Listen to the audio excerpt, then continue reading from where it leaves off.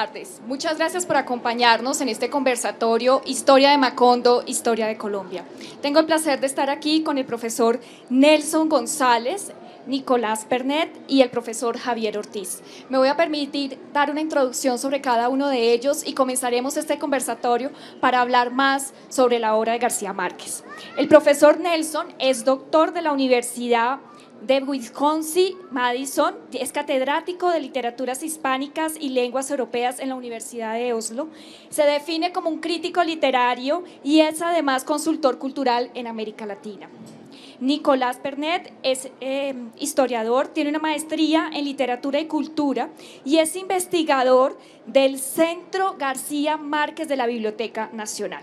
El profesor Javier Ortiz es doctor del Colegio de México, historiador de la Universidad de Cartagena y además es columnista del periódico El Heraldo y El Espectador. Muchas gracias por acompañarnos. Bueno, y para introducir a todo el mundo a esta discusión sobre la historia de Colombia, historia de Macondo, primero quiero hacerle una pregunta a los tres. Comencemos, por favor, profesor González. ¿Ahí se puede leer a García Márquez en clave histórica? Si por clave histórica usted quiere decir que se pueda leer un texto literario, una novela o un cuento como un texto histórico o un manual de historia, le diría que sí, y le adelanto que es la lectura preferida por los colombianos. En Europa se lee Cien años de soledad, por ejemplo, más como una fábula, como algo maravilloso, como algo fantástico.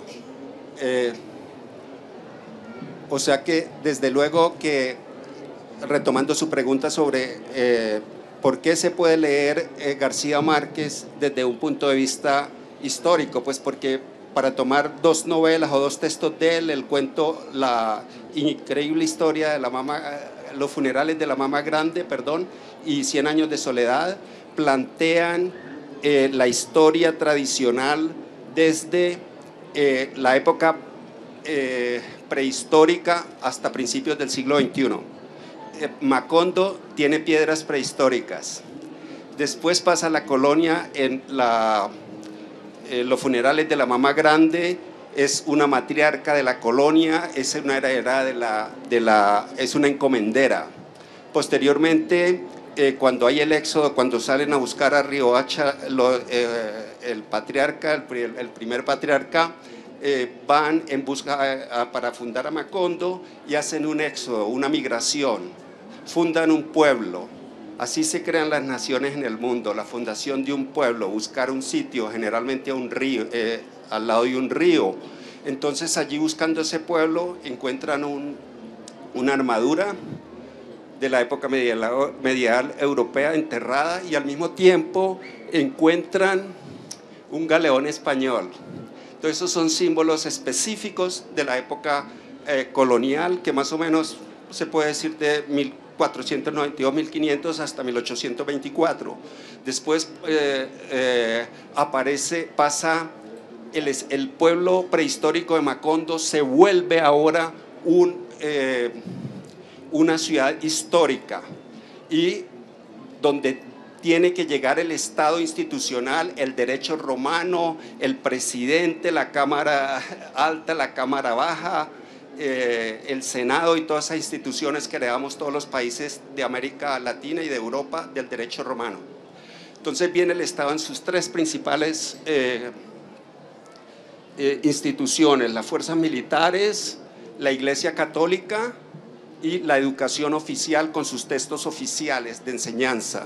También se describen las guerras de la República o republicanas, representativas de todas las guerras republicanas de América Latina, y terminan estas guerras 32, que todas son perdidas por el coronel, como ustedes saben, y terminan con la guerra de los 1000 días, que empieza y con la firma del Tratado de Nederlandia en la novela y en la realidad colombiana. Posteriormente, ya entrado el siglo XX, empieza la relación histórica de los relatos de la violencia de Colombia, por ejemplo, en Un día de estos, y la gran violencia. Estoy hablando de la violencia de Colombia de 1950, 1960 y después las violencias de Colombia con noticia de un secuestro, con todos los actores del conflicto armado y político de Colombia, para posteriormente llegar más o menos hacia finales del siglo XIX, presentando ya en periodismo, menos en literatura, la realidad política y social colombiana. Gracias. Nicolás, por favor. Gracias, Diana. Sin duda, como decía el profesor Ortega, los temas históricos están presentes en la obra de García Márquez. Yo no diría que él intentaba asumir la posición de un novelista histórico, pero la historia de Colombia y de América Latina siempre aparecía en sus novelas, y lo que lo hacía histórica esa literatura es que no aparecía simplemente como un decorado de los personajes, sino que las fuerzas sociales, históricas que se presentaban en esa literatura eran en gran medida protagonistas de esas novelas. Como bien decía ahora Nelson, la historia de las guerras civiles, la historia de la violencia, o inclusive si nos remontamos hasta la colonia, la independencia, el siglo XIX, todos son elementos que si uno hace una lectura general de toda la obra de García Márquez, puede encontrar una historia de Colombia desde la colonia hasta la década de los 90. En ciertos casos García Márquez se paraba en el presente y se iba hasta la colonia o hasta el siglo XIX para escribir sus novelas. En otras novelas era más tal vez lo que se puede llamar la historia del presente, porque estaba escribiendo sobre elementos como la violencia de los 50 o 60 mientras estaba sucediendo, no con la perspectiva del historiador. Novelas como La mala hora o El coronel tiene quien le escriba son novelas que tratan justamente sobre el contexto social y político de la violencia colombiana de los años 40 y 50, sin que hayan pasado todos los años que piden los historiadores para ver el pasado. Entonces creo que si uno lee a García Márquez con la intención de leer la historia de Colombia o entender cómo veía García Márquez la historia de Colombia, sin duda lo es. No se debe caer en el error que mencionaba el profesor de creer que esa literatura reemplaza la historiografía, porque que fue lo que el debate que más tarde llegaremos de pronto a él sobre las bananeras, pero justamente es un discurso que debe leerse en su estatuto literario, ficticio, que sin duda refleja una lectura del autor sobre la historia de Colombia. Y yo creo que el mismo García Márquez quería que uno supiera que, por ejemplo, ahora que mencionaba la historia de Macondo el profesor, ciertos episodios que él menciona allí son totalmente ficticios, ficcionales, desbordados, pero él metía algunos elementos de nombres propios históricos, como el Tratado de Neerlandia, o más adelante el nombre de Carlos Cortés Vargas en Las Bananeras, para que el lector en general supiera que no está hablando nada más de elementos de la fantasía, sino que tienen un piso en la realidad. Entonces, esa lectura de García Márquez, de hecho, enriquece sus novelas sin que llegara a reemplazar a la historiografía como tal. Gracias, profesor Javier. Bueno, digamos que voy a caballo, ¿no? Ya con la respuesta de mis colegas acá. Lo primero que habría que decir, y creo que aquí estoy retomando un poco lo que el profesor Nicolás estaba señalando, es que a Gabriel García Márquez los colombianos le hemos exigido demasiado, ¿no? Le hemos pedido que sea mediador en los procesos políticos, que sea mediador en los procesos de paz, que ayude a la liberación de secuestrados. El hombre que escribió la novela más importante o más celebrada de América Latina y del mundo para algunos, además le pedimos que sea historiador. Creo que es supremamente injusto, y a propósito de lo que estaba diciendo Nicolás. Diciendo eso, por supuesto, en tanto documento, en la novela se puede leer como un documento histórico, incluso como fuente histórica, y se puede además leer en el sentido fáctico, ¿no? En el sentido de buscar hechos de la historia colombiana en las páginas de ese texto, teniendo muy claro que no es un texto de historia, no es un texto de literatura que está aprovechando unas herramientas de la historia para contar algo y para de alguna manera darle mayor credibilidad. también había que tener en cuenta la oralidad, ¿no? La historia oral como un elemento fundamental en la obra de García Márquez. Muchas de las historias, incluso la historia que mencionaban ahora de la masacre de las bananeras, está muy mediada por esa tradición oral que se construyó, por esa memoria, por esa historia oral que se construyó de ese hecho, ¿no? La falta de certeza, el dato específico, ¿no?, de cuántos muertos hubo, precisamente tiene que ver en que se convirtió, más que en un hecho histórico de la historia tradicional contada a través de la escritura, en un relato, ¿no? Un relato de una masacre. Y lo otro que habría que decir es que Gabriel García Márquez lo debemos leer, como decía el profesor, no buscando los hechos históricos, la veracidad de los hechos, sino más bien como un sugerente de formas de abordar la historia, ¿no? Y de posibilidades de temas para la historia, ¿no? La misma manera en que él construye el relato ya nos está dando otras miradas sobre un hecho. Porque hay algo clave que hay que entender en las novelas de Gabriel García Márquez, y es que te permite mirar cómo un hecho histórico narrado por la historia tradicional tiene otro lado que no ha sido mostrado por esa historia tradicional. Francis Drake sitia a Riohacha en 1596.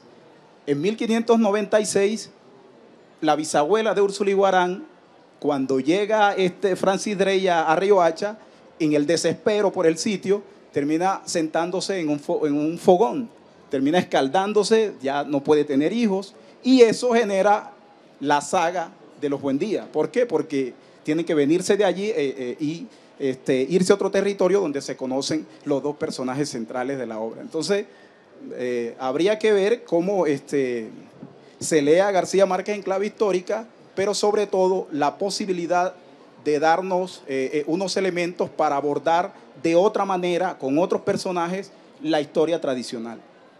Perfecto, pero ustedes hablan de una historia. Yo quiero preguntarles, ¿hay una o hay varias historias? Pensando que no es solamente la historia del Caribe, no es solamente la historia de Colombia, sino que también muchos hablan de la historia de América Latina en las páginas del libro. Entonces, quiero preguntarles, ¿será que es en plural? Desde luego que es en plural. Es la historia de un ser humano, es la historia de una pareja, es la historia de José Arcadio, es la historia de un patriarca, de una matriarca, de Úrsula, es la historia de un pueblo, es la historia de una localidad, es la historia de una región, el Caribe colombiano específicamente, pero también con alusiones muy importantes hacia el Caribe latinoamericano, que empieza desde Miami y termina en Brasil. También es la historia bíblica de la creación del ser humano como tal. Recuerda que al principio se puede leer 100 años de soledad como si fuera la génesis del principio del ser humano, y las últimas páginas sugieren la apocalipsis y los éxodos, lo que contaba Javier de cómo un grupo de amigos con el patriarca y la matriarca se dirigen a fundar una ciudad. Pues ese es el éxodo bíblico, y también se puede leer, inclusive, como recientemente lo hice en un artículo para la Universidad de Cambridge, la 100 años de soledad como exponente de la globalidad del siglo XXI. Nicolás, por favor. Sí, un punto importante que mencionaba Nelson en este punto es que en García Márquez la historia se vuelve mito, y eso es innegable. Detrás de su narración histórica hay una visión mitológica que por eso se confunde o a veces crea dificultades para leer a García Márquez en clave histórica, porque García Márquez se acerca a elementos como el tiempo, por ejemplo, y no lo hace a la manera tradicional del historiador moderno occidental, que lo ve de atrás para adelante, de modo cronológico, sino que introduce un tiempo que muchas veces es cíclico, que es repetitivo, que en algunos casos en el tiempo presente confluye tanto el pasado como el futuro, la premodernidad con la modernidad, y esa lectura es la que lo hace específicamente literaria. Me parece que justamente esa es la riqueza de la literatura, para enriquecer la lectura de la historia, y esto lo hizo hace 50 años, 40 años, cuando todavía no se había, digamos, que hecho más fuerte en la academia la idea, por ejemplo, de que en espacios como Colombia la premodernidad y la modernidad están al mismo tiempo. No es esa... la clásica historia que nos cuentan a todos en el colegio es que se pasa por este estadio, luego por el otro, luego por el otro. No, en toda América Latina confluyen todos los tiempos, y por eso cuando García Márquez narra la historia y el tiempo de manera cíclica o no lineal, yo creo que lo hace de un modo más fiel a realmente cómo ha sucedido el proceso de modernización o histórico en América Latina. Entonces, esa visión mitológica de García Márquez, yo pienso que no lo separa de la historia, sino que al contrario da una interpretación particular literaria mítica de la historia real del continente. Gracias. Bueno, evidentemente como dijo alguien de una novela de Héctor Rojas Erazo, el maestro Jorge García Usta, que está cumpliendo 10 años precisamente de muerto en estos días, él se refería a la novela de Héctor Rojas Erazo, A Celia se pudre, como una novela mar. Pues 100 años de soledad también es eso, una novela mar, y en tanto una novela mar tiene todas las historias que ustedes quieran, y toda la historia en el sentido de la historia del relato de un país y de una nación. Lo interesante allí, retomo lo que venía diciendo ahorita, es que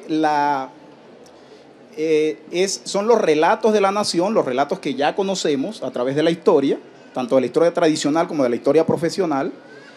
Cuando Gabriel García Márquez escribe, ya de alguna manera la Universidad Nacional está adelantando un proceso de profesionalización de la historia, etc. Esos relatos, como la llegada del cine, por ejemplo, pero no el cine en tanto una industria, en tanto la difusión, en tanto un proceso de modernización, en tanto un elemento que está demostrando que un país está entrando a la modernidad, sino el cine que está afectando a seres comunes y corrientes en un escenario, como afectó el cine y como nos sigue afectando a los seres humanos que vivimos en este país. Un hecho tan sencillo como que la primera vez que la gente fue al cine lloraba por un personaje que se moría, y luego ese mismo personaje aparece en otra película vestido de otra forma, y entonces la gente dice, pero ese no fue el que lloramos hace poco, ¿cómo es posible? Entonces la gente dejó de ir al cine porque les parecía una soberana pendejada seguir llorando a un personaje que aparecía vivo en la otra película. Entonces ese tipo de historias son fundamentales porque es una manera más humana de entender las transformaciones históricas importantes, en este caso el cine, el gramófono, es decir, todos los inventos que van llegando y cómo se va transformando ese pueblo, cómo se va transformando un país, pero cómo transforma no solo las estructuras de una nación, sino cómo transforma la sensibilidad de seres humanos comunes y corrientes que habitan un pueblo, como es este caso Macondo. Entonces, por supuesto, hay una cantidad de historias allí, lo que señalaba el profesor Nelson alrededor de las guerras, ¿no? La guerra de los 1000 días y todas las guerras del siglo XIX están allí, que las aprendimos en la escuela y que las seguimos aprendiendo, pero están allí contadas desde la perspectiva de ese pueblo, de ese espacio, que, repito, es una invitación a los historiadores a entender los hechos históricos desde esa perspectiva también, desde esa perspectiva más cotidiana, de esa transformación más cotidiana. Hay un episodio en las páginas de 100 años de soledad que tal vez muchos de los lectores recuerdan, y es la matanza de las bananeras. Nicolás, tú que has trabajado tanto el tema, quisiera que nos contaras cuál es el impacto para la historia de este momento histórico en la obra 100 años de soledad.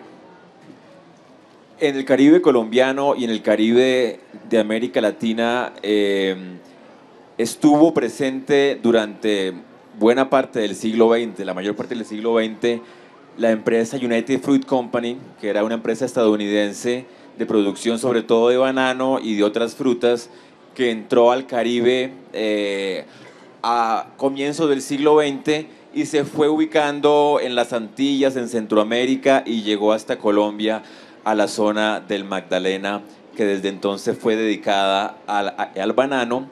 Y en esa zona bananera, la historia de la presencia de la compañía de la United es de más de 50 años.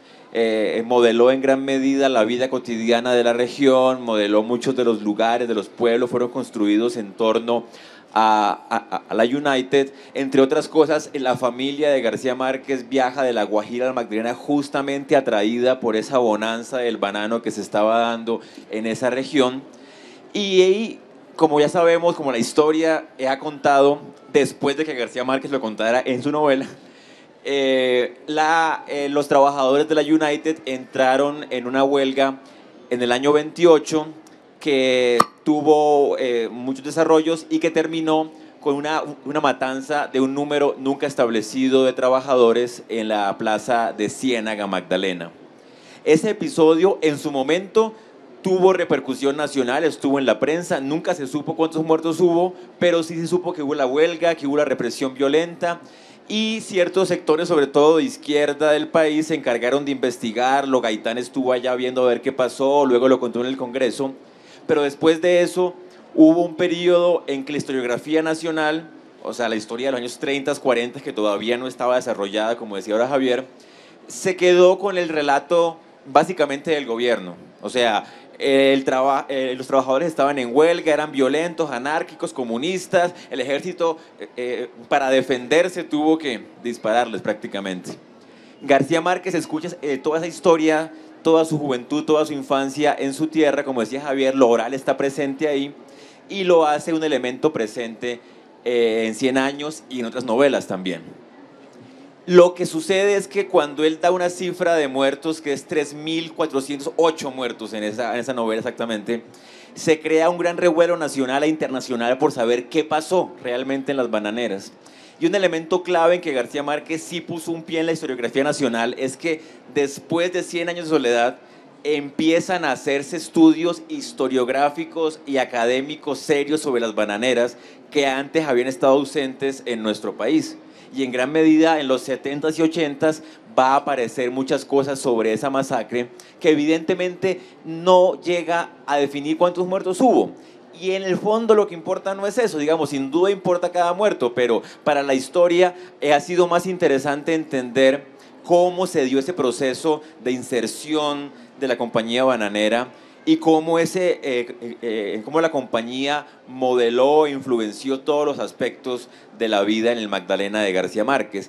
Y García Márquez eso lo hizo en su novela, y no solamente contó la masacre, sino que contó la vida cotidiana de Macondo bajo el poder de la United Fruit Company.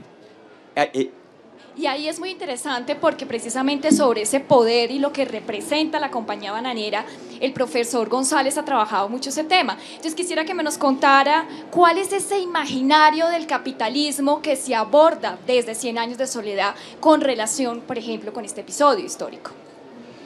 Se trata de una caricatura literaria, quizás uno de los mejores episodios de la introducción del capitalismo a cualquier país no europeo que se haya escrito en la literatura eurooccidental.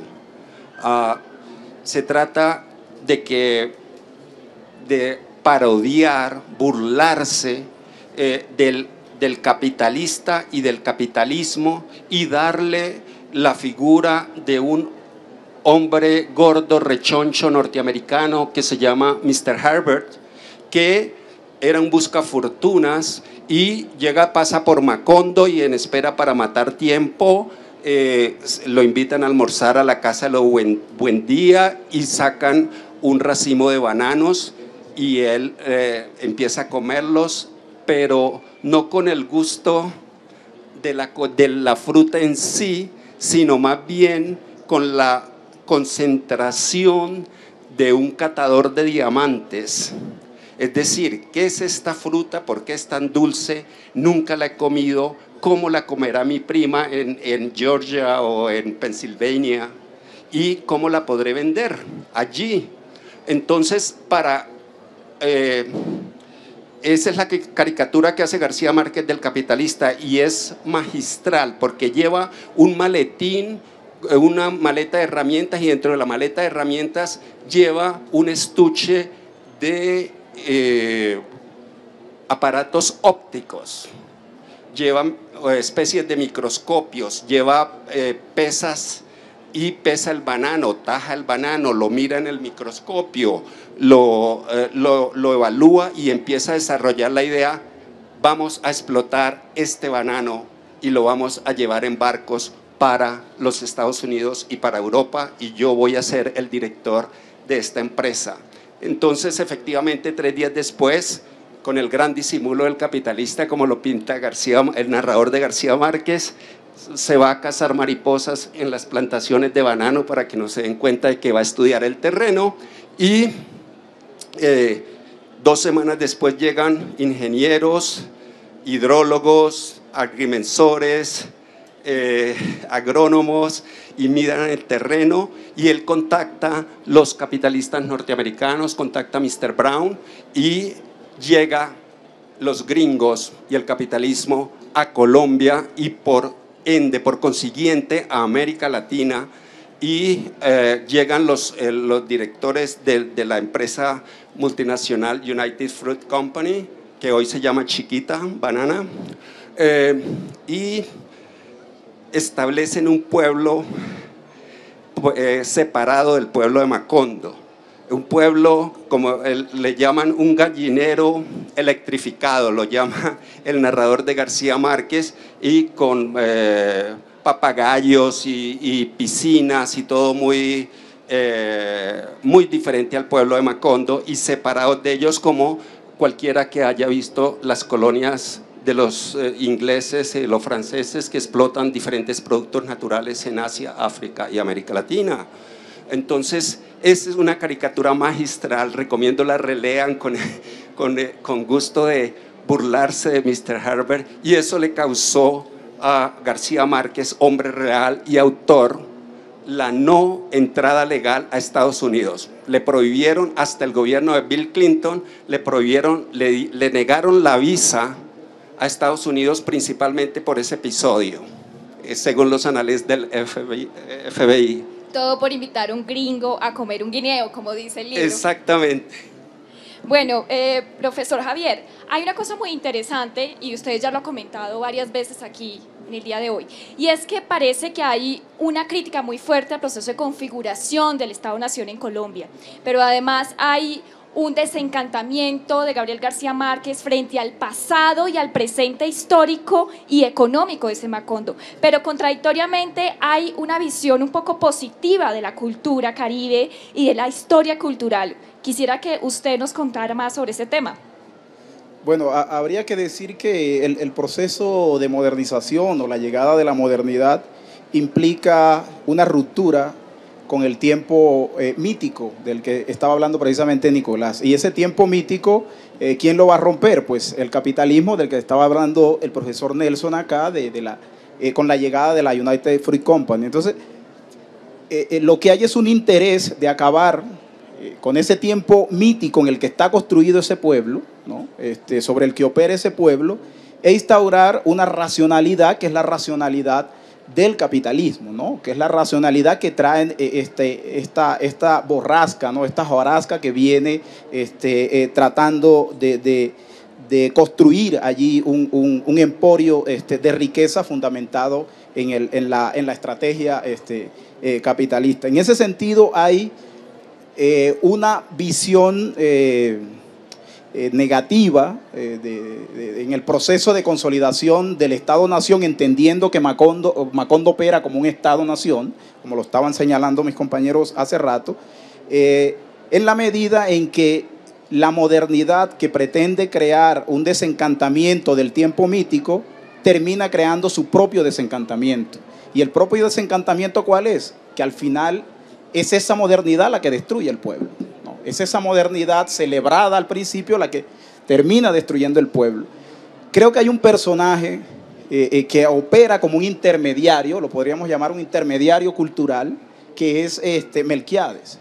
Melquiades es la modernidad. Melquiades trae los inventos científicos, ¿no? Melquiades trae lo último en tecnología que se está haciendo. Pero si ustedes analizan la manera en que Melquiades muestra esos inventos, es una negociación entre la modernidad o el tiempo de la racionalidad con el tiempo mítico. Entonces eso me parece fundamental, porque Melquiades no está rompiendo con la estructura mítica que hay en Macondo, mientras que esta compañía sí lo está haciendo. Sin embargo, a pesar de todo eso, como el tiempo es mítico y es cíclico, es repetitivo, al final, y Melquiades lo sabe más que nadie, no hay manera de salvar ese pueblo. Y ahí paso a lo que me preguntas sobre la celebración de la cultura caribeña, de la cultura popular caribeña.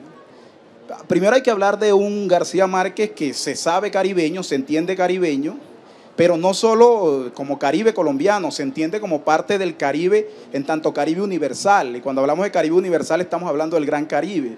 A la gente se le olvida que mucho antes de que se desarrollaran las grandes ciudades en el continente de América Latina, el Caribe fue el espacio de luchas imperiales y fue el espacio donde se dieron las principales batallas de la modernidad. En ese sentido, Gabriel García Márquez es un hombre universal, es un hombre Caribe universal que celebra esa cultura caribeña y esa cultura colombiana Caribe inscrita en ese Gran Caribe. No en vano la relación con Jamaica y todo ese proceso. Sin embargo, a propósito de las miradas apocalípticas de las que se estaba señalando el profesor Nelson, eso no salva a Macondo de que llegue el apocalipsis. Ni siquiera la capacidad creadora y recreadora de la cultura caribeña, de la reinvención de la cultura caribeña, logra salvar a Macondo. Hay un escritor muy interesante que murió en el 2005, Antonio Benítez Rojo, tiene un libro que se llama La isla que se repite, y Rojo dice, él habla del Caribe como la nueva Atlántida y dice que en el Caribe el apocalipsis no existe. Y una manera de narrarlo es a partir de la crisis de los misiles, cuando él era un jovencito y estaba en el balcón de su casa en La Habana y todos los radios de onda corta y onda larga estaban anunciando que ya iba a venir la Tercera Guerra Mundial. Y él dice que en ese momento vio dos negras pasando con un chachareo y un caminado, un contoneo en medio de esa crisis que él dijo, en el Caribe el apocalipsis no existe. Sin embargo, el apocalipsis sí llegó a Macondo, a pesar de que podemos ver esa misma estética que describe Benítez Rojo para el caso del Caribe insular. Gracias. Hay un tema muy interesante en su obra, profesor González, y bueno, él ha trabajado un poco la relación entre la literatura y la historiografía. Y usted siempre plantea que hay una relación muy conflictiva, digamos, entre la historia ficcional y la historia oficial. Eso está claramente en su último libro, Colombia, sobre la historia de la literatura del siglo XVI hasta el siglo XXI. Pero hay una relación allí que usted toca, que también conflictiva, que nos gustaría que ampliara, y es esa relación entre la ideología del autor y la ideología de los personajes de su obra. Excelente pregunta. La ideología del hombre real, del hombre que sintió frío, del hombre que desafortunadamente murió el año pasado, y del hombre periodista, es una ideología de izquierda, es una ideología declara por más de 50 años de actividad literaria y periodística y cinematográfica, que él desea que el mundo, ambiciona que América Latina sea socialista y que tarde o temprano lo será. Esa ideología es abierta en cuanto a hombre público, en cuanto a hombre facilitador de procesos de paz, en cuanto a hombre que da discursos en Latinoamérica y en el resto o que dio discursos en Latinoamérica y en el resto del mundo. Pero en las novelas esa ideología no desaparece, pero se matiza, se vuelve. ¿Recuerdan que les conté la caricatura del capitalismo, respondiendo a la pregunta que Diana me hizo? Pues esa caricatura de la entrada o la introducción del capitalismo a América Latina es más efectiva de capítulos o páginas enteras o libros dedicados al capitalismo. La gente se queda más con esa imagen. Bueno, hagamos, si me permite y si me excedo en tiempo, por favor, me lo avisa. Siga, por favor. Tracemos rápidamente algunos de los hechos más importantes de García Márquez como periodista y como hombre público, para después, al final, ver qué tipo de ideología tiene como hombre público y qué tipo de ideología presentan sus narradores. No voy a decir todos los hechos, pero algunos que me recuerde. Por ejemplo, publica en 1955 Relato de un náufrago, un reportaje periodístico que causó mucha alboroto en Colombia porque denunciaba que un barco de las Fuerzas Armadas colombianas estaba siendo usado para transportar drogas y contrabando de electrodomésticos de Baltimore a Barranquilla. Después esa denuncia al gobierno le valió o le causó su exilio, tuvo que exiliarse a México, uno de sus primeros exilios. Posteriormente lo encontramos como periodista a nivel de América Latina, corresponsal de prensa latina en 1960 en Caracas, La Habana y Nueva York. Para 1970 funda no solamente una de las revistas de izquierda más importantes de América Latina y de Colombia, Alternativa, sino que crea un nuevo género periodístico, el nuevo periodismo de izquierda. Para 1982, avalado por todo el prestigio que le ha dado el Premio Nobel de Literatura, empieza a ser amigos de personas de diferentes ideologías políticas en el mundo y principalmente de los líderes socialistas del mundo. Me refiero desde luego a García Márquez, me refiero a François Mitterrand, presidente socialista de Francia en la época, me refiero a Olof Palme, primer ministro de Suecia, y otro contrario, pero amigo de él, contrario a su ideología, Bill Clinton. Es importante lo de Bill Clinton por dos razones. Una, porque Bill Clinton es el que le va a dar la visa de nuevo a Estados Unidos para que se encuentre con un gran escritor norteamericano que se admiraban mutuamente, Arthur Miller. Y la otra que nos interesa a los colombianos es que a partir de 1982 y durante el periodo de Clinton, García Márquez gestionó por parte de Cuba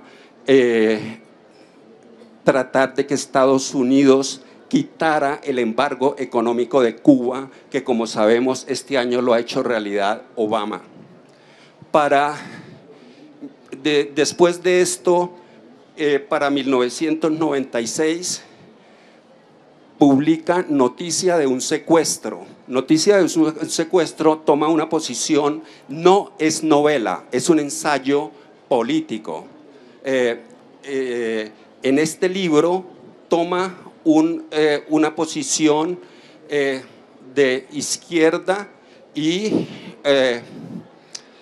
elabora una imagen en su libro de principio al fin de todos los 5 actores del conflicto colombiano. Me refiero desde luego al narcotráfico, a las fuerzas armadas oficiales del Estado, a los paramilitares y a la delincuencia común. Y desde 1996 denuncia los secuestros y denuncia la ilegalidad que empieza a vivir Colombia en la época. Para el 2012, ya tarde en la vida, con el prestigio que le ha dado el Premio Nobel de Literatura, García Márquez, y esto lo sé muy bien porque vivía en Estocolmo y en Noruega, en Oslo en la época, y se estaba gestionando el actual proceso de paz que empezó en 2012 y la sede por presión económica y política iba a ser en Estocolmo, y nos informaban en la época día a día por los diarios nacionales de estos dos países que era Estocolmo donde iban a venir todos los actores colombianos, representantes de los actores colombianos del conflicto armado en Colombia, a discutir las negociaciones de paz. De un momento a otro, García Márquez usó su prestigio para mover las conversaciones de paz a La Habana. y hasta 2012 tuvo influencia fue completamente consecuente, repito, en su posición de su visión socialista del mundo como hombre público y como periodista. Ahora, como literatura, como narrador, como autor de obras literarias, no quita su ideología, pero ya no la expresa de forma abierta. ¿Por qué? Porque el escritor que exprese de forma abierta una ideología en una novela que es un producto de la imaginación, me parece que no es un buen escritor, para decir lo mínimo. Entonces, modela, sigue todo lo que hemos hablado ahora, mis compañeros de panel, Javier, Nicolás, la violencia, todos esos textos que ven todas las épocas históricas de Colombia a través del cuento y la novela y aún del drama, que es lo menos conocido. Por ejemplo, en 1980 escribe 2 dramas como resultado de mediador de paz en El Salvador. Pocos conocen que escribió el drama Viva Sandino y Asalto al frente del MSLN. Entonces, por un lado lo tenemos como el ideólogo como en sus libros, pero por otro lado es un narrador imaginativo que se desprende de Colombia y se hace universal, y eso lo hace que sea leído y traducido en todas partes del mundo, como lo vimos ayer en la gallera de la traducción, cuando supimos que lo tradujeron al chino y todo eso. Gracias. Bueno, ya hemos hablado un poco sobre sus aportes a la historia general, pero yo quisiera preguntarle, profesor Javier, ¿cuál es el lugar de lo afrodescendiente y de las minorías étnicas en esta historia de Macondo? Bueno, es un lugar muy pequeño.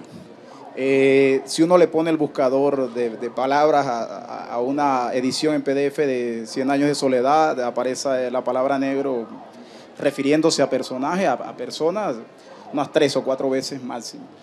Las menciones que hay a lo negro son 2.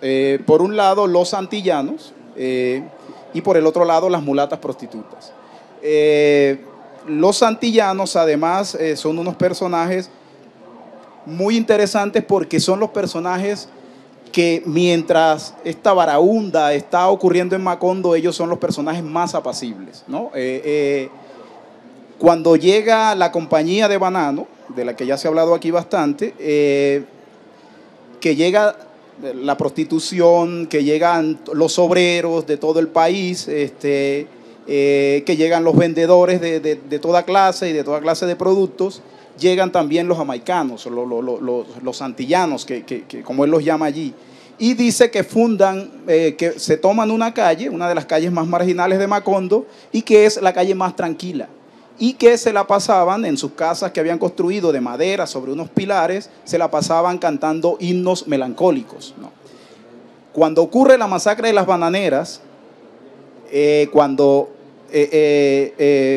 ocurre la masacre que porque se pasa por esa calle, también los negros antillanos están cantando himnos melancólicos. Cuando Aureliano Babilonia, que es el que está descifrando ya, que va tras las claves de Melquíades, llega a esa zona, encuentra un señor antillano muy viejo con la cabeza cana, y es el único que tiene de alguna manera en su cabeza todavía la memoria de sus familiares, ¿no? De José Arcadio, de Aureliano Buendía, del coronel Aureliano Buendía, mientras que todo el pueblo prácticamente ha olvidado ya estos personajes. Y la otra mención que les decía es la mención a las mulatas que trabajan en el burdel de Pilar Ternera, y una mulata en especial que es Nigromanta, que es bisnieta de este bisabuelo antillano, que se convierte en la amante y que la que le quita la virginidad, y la historia se vuelve a repetir, ¿no? La que le quita la virginidad a Aureliano Babilonia. Y si bien es cierto, son muy marginales estos personajes, es interesante porque al parecer la memoria de Macondo parecen tener las prostitutas en sus almohadas raídas, ¿no? Cuando él llega, cuando ya Pilar Ternera tiene 145 años, es la única que se acuerda de la saga de los Buendías en el pueblo. Entonces son personajes marginales, muy marginales, poco conocidos, cuando ya había estudios muy interesantes sobre lo afro en el país, pero a García Márquez no le interesaba meterse por ese filón, pero tienen algo interesante y es que de alguna manera se convierte en una especie de memoria cuando muchos empiezan a olvidar.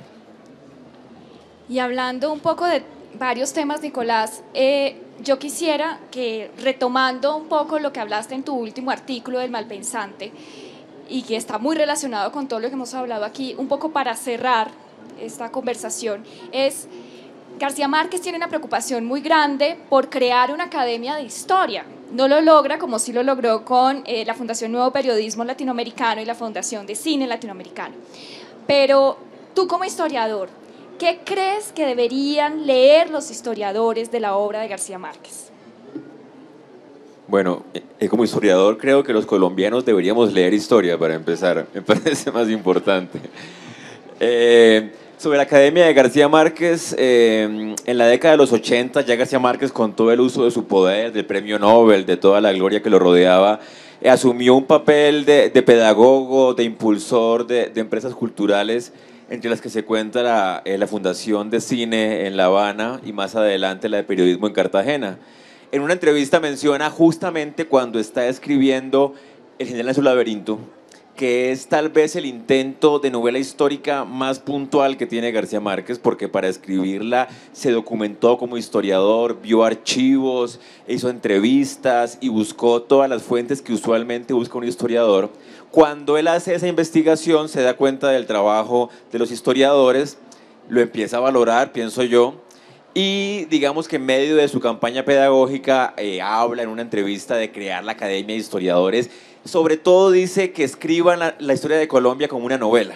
Yo creo que él tenía un poco de resistencia a la manera que tenían de narrar la historia de Colombia los historiadores. Hay una historia de Colombia que García Márquez en cierta medida desprecia, que es la historia de Colombia ligada al poder, ligada a los hechos clásicos de batallas, de nombres, de la academia, pero de un modo muy rígido, muy estático. Pero hay que decir que en Colombia la historia como disciplina ha tenido cambios importantes en los últimos 50, 40 años. O sea, la microhistoria, la historia económica, historia social, cultural, o sea, en la academia están pasando cosas que tal vez el resto de la gente no sabe y cree que todavía la historia de Colombia es la historia del 20 de julio, del 7 de agosto, de los próceres, Bolívar, bla, bla, bla, bla, bla. Entonces creo que de pronto lo que García Márquez estaba tratando de decir con esa idea de una academia nueva era una academia que estuviera más en contacto con la gente y que la gente leyera esa historia como si fuera una novela. O sea, que como se ven telenovelas o como se leen libros de modo apasionante, se debería escribir la historia de Colombia. Y eso lo hace justamente cuando ya él sabe la dificultad que implica para un historiador tratar de reconstruir un pasado a través de documentos y a través de un legado antiguo, y sabe que ese trabajo, si no llega a la gente, se convierte en letra muerta, como muchos libros de historia en nuestro país, de modo lamentable. Muy rápidamente, en 30 segundos, porque tenemos un tiempo de corrido, pero una pregunta para los tres, tratando de invitar al público que hoy nos acompaña a acercarse por primera vez a alguno de los libros de Gabo o volver a leer alguno de los libros. Y es, ¿cuál sería ese episodio histórico que está relatado en Macondo por el que valdría la pena volver a leer? Coyunturalmente, porque los libros se leen preguntándoles desde el presente, ¿no? Yo diría la peste del insomnio en 100 años de soledad. Este es el momento histórico en que el país necesita más memoria. Por eso y por otra cosa. La peste del insomnio la traen 2 niños guajiros que adoptan en la casa de los Buendía. Se han muerto alrededor, entre 2008 y 2013, 3.000 niños guayú por desnutrición. Entonces, para no olvidar a los que trajeron el olvido, creo que es importante leer ese pasaje en estos momentos. Gracias, Nicolás.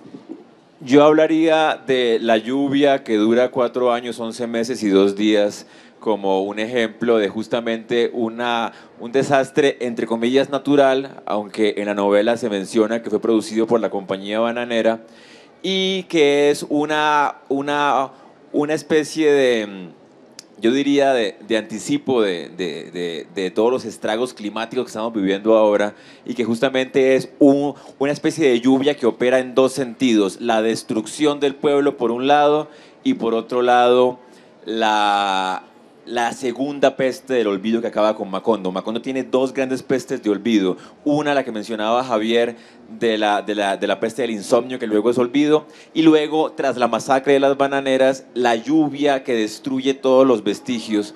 Y como ciudadanos y como historiadores, justamente esa lluvia que destruye el pasado es la pesadilla más grande que puede haber, porque nos deja sin identidad, sin piso en que pararnos. Profesor Nelson. Yo, desde el punto de vista de la literatura y no de la historia, sugeriría o releería las últimas 3 páginas de 100 años de soledad. ¿Por qué? Porque allí es un ejemplo de la narrativa apocalíptica comparable a la que se da en la Biblia, que García Márquez ha descrito de una forma muy magistral. A medida que uno termina de leer, sabe que va leyendo, Melquíades sabe que va leyendo, traduciendo los versos de los pergaminos que había escrito en esperanto, y sabe que hay un huracán y que va a llegar a la destrucción de Macondo. Y entonces se adelanta y sabe que cuando llegue el último verso, él va a morir en la lectura de ese verso. Ese tipo de univocidad o relación entre la historia y la literatura y las culturas de todas partes del mundo me parece apasionante. Muchas gracias a nuestros 3 invitados. Los invitamos a que las preguntas que tienen, por favor, se las hagan a ellos en el café, en la librería Macondo, a la salida. Muchas gracias y muy interesante hablar sobre esto, historia de Macondo, historia de Colombia.